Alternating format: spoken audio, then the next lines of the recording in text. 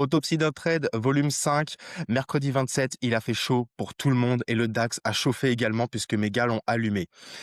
Avant de te faire directement l'explication du trade qui a été pris, je vais te passer directement un court extrait d'une vidéo corrective que j'ai faite à un élève. Tu vas voir un petit peu comment j'analyse, comment j'interprète les choses et comment on peut utiliser la masse comme driver, comme liquidité, juste en comprenant la psychologie de marché. Si tu regardes, donc on a notre cassure de structure ici, on a du monde qui vend là-dedans, ok, ça se voit, on a du monde qui vend là-dedans.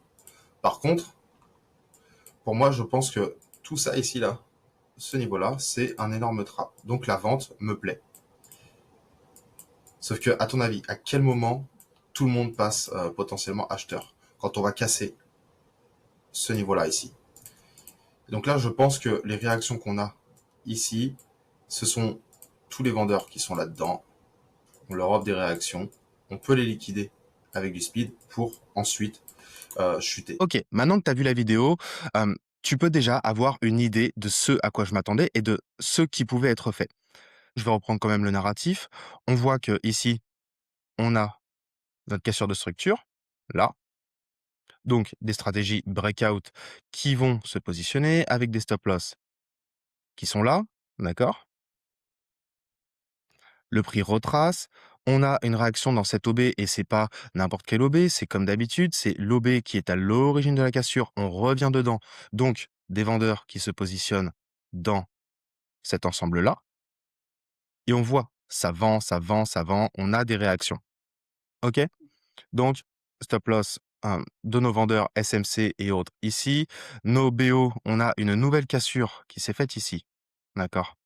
On a une nouvelle cassure qui s'est faite ici. Et donc, hop, je vais juste les placer. Les stop loss de nos anciens BO, on fait quoi? Ils se sont mis ici, ils ont trail stop. Donc ici, en soi, il n'y a plus spécialement de liquidité. Mais si on reprend le contexte, on a quoi? On a cette énorme mèche là, cet énorme bloc où du monde, hop, je vais le tracer proprement quand même, où du monde veut acheter. Pourquoi? Parce que le prix est bullish. C'est ce que tu as pu voir dans la vidéo. À quel moment les gens se disent, je vais mettre en replay, comme ça tu vas tout voir, tu vas comprendre tout le descriptif. À quel moment les gens se disent, OK, on peut continuer à acheter. Parce que là, il y a du monde qui achète. Il y a du monde qui achète là-dedans. Quand on casse ce niveau-là. Pourquoi ce niveau-là? Pour la simple et bonne raison qu'on va avoir un price action qui est comme ça. Là, là, ça, ça.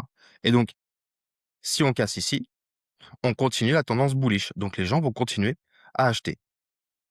Et qu'est-ce qu'on peut voir? Donc, une fois qu'on a liquidé nos vendeurs, on a créé justement un price action qui est assez haussier avec du monde qui achète ici, puis ici. Et là, regarde, on arrive à l'extrême. Et si tu regardes, on a quoi? On a des cassures de structure à la baisse. Ici, on a créé une cassure de structure à la baisse. Donc, un shosh. Et qui dit shosh, dit, OK, on peut vendre. Donc là, le prix fait quoi? Hop, il fait sa vie, il ralentit. Et là, boum, ça y est, c'est saisi. Donc, la première possibilité, c'était d'exécuter dans, hop, excuse-moi, dans ces niveaux ici. Comment? Alors, on va regarder en M1. On a ici une belle réaction depuis ces niveaux et c'est toujours la même histoire. Là, on va avoir des stratégies anti-tilté temps, BO, break and retest. OK? Avec des stops qui sont où? Qui sont là, en petite unité de temps. Le prix fait quoi? Il fait sa vie. Tac. Il ralentit.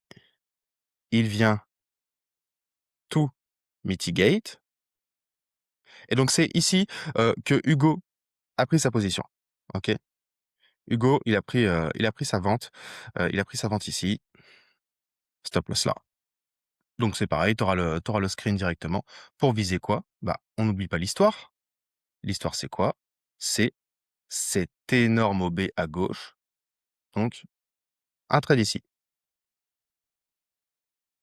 On va continuer un petit peu l'histoire en M1 puisque du coup, j'ai plusieurs gars qui ont bombardé dessus. Donc là, on peut voir qu'on n'est pas forcément dans le timing le plus optimal.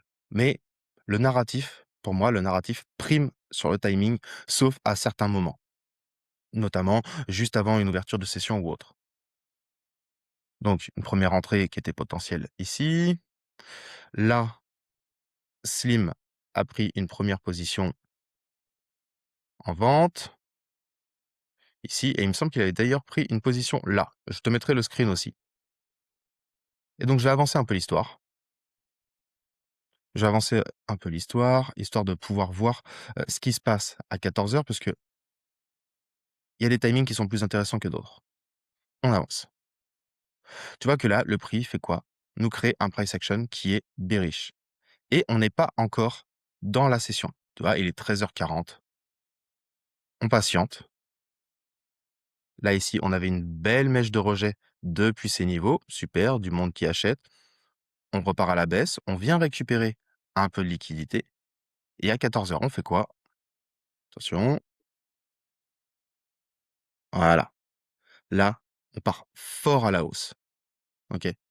On part fort à la hausse.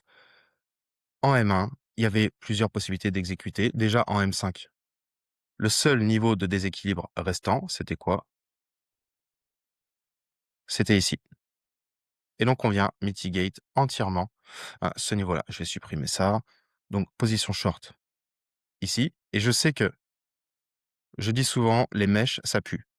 Sauf que là, il faut comprendre le contexte, il faut comprendre l'histoire.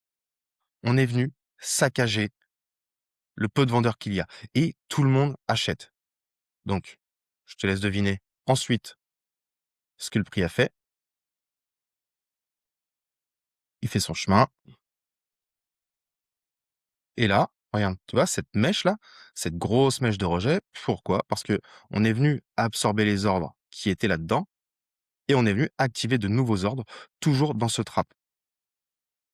Si je déroule plus l'histoire, là, du coup, ça va être un petit peu plus long, donc on va passer, on va accélérer. Voilà, comme tu peux le voir, le prix a continué à descendre, pulvériser ce niveau et maintenant, qu'est-ce qu'il peut faire?